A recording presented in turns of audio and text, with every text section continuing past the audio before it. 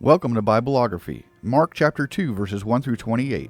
Music by Keys of Moon, generously donated by freestockmusic.com. Read by Kelly McClinton. A few days later, when Jesus again entered Capernaum, the people heard that he had come home. They gathered in such large numbers that there was no room left, not even outside the door, and he preached the word to them. Some men came, bringing to him a paralyzed man, carried by 4 of them.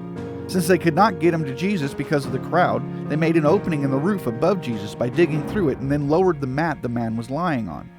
When Jesus saw their faith, he said to the paralyzed man, "Son, your sins are forgiven." Now some teachers of the law were sitting there thinking to themselves, "Why does this fellow talk like that? He's blaspheming. Who can forgive sins but God alone?" Immediately Jesus knew in his spirit that this was what they were thinking in their hearts, and he said to them, "Why are you thinking these things? Which is easier, to say to this paralyzed man, 'Your sins are forgiven,' or to say, 'Get up, take your mat and walk'? But I want you to know that the Son of Man has authority on earth to forgive sins." So he said to the man, "I tell you, get up, take your mat and go home." He got up, took his mat, and walked out in full view of them all. This amazed everyone, and they praised God, saying, "We have never seen anything like this." Once again, Jesus went out beside the lake. A large crowd came to him, and he began to teach them. As he walked along, he saw Levi, son of Alphaeus, sitting at the tax collector's booth. "Follow me," Jesus told him, and Levi got up and followed him. While Jesus was having dinner at Levi's house, many tax collectors and sinners were eating with him and his disciples, for there were many who followed him. When the teachers of the law who were Pharisees saw him eating with the sinners and the tax collectors, they asked his disciples, "Why does he eat with tax collectors and sinners?" On hearing this, Jesus said to them, "It is not the healthy who need a doctor, but the sick. I have not come to call the righteous, but sinners."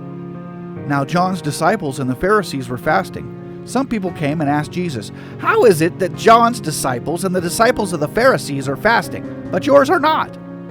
Jesus answered, "How can the guests of the bridegroom fast while he is with them? They cannot, so long as they have him with them. But the time will come when the bridegroom will be taken from them, and on that day they will fast.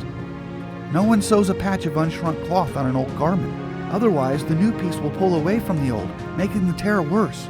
And no one pours new wine into old wineskins. Otherwise the wine will burst the skins, and both the wine and the wineskins will be ruined. No, they pour new wine into new wineskins." One Sabbath, Jesus was going through the grain fields, and his disciples walked along. They began to pick some heads of grain. The Pharisees said to him, "Look, why are they doing what is unlawful on the Sabbath?" He answered, "Have you never read what David did when he and his companions were hungry and in need? In the days of Abiathar the high priest, he entered the house of God and ate the consecrated bread, which is lawful only for priests to eat, and he also gave some to his companions. Then he said to them, 'The Sabbath was made for man, not man for the Sabbath. So the Son of Man is Lord, even of the Sabbath.'